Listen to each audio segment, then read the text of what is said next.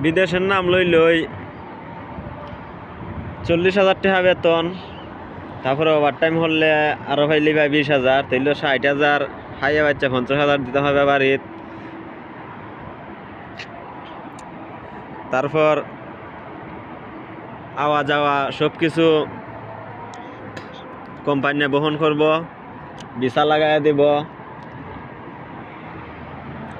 ছুটিত গেলে 2 মাসের বেতন পাইবাই।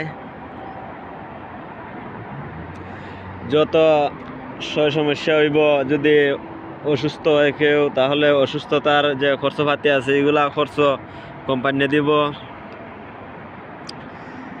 এরকম যদি কেউ বিদেশ আইতে চাও তাহলে আমার সাথে যোগাযোগ কইর, আমি লইয়া আইব। এভাবে হয়েছে দালালের কথা, এটা কিন্তু আমার কথা না।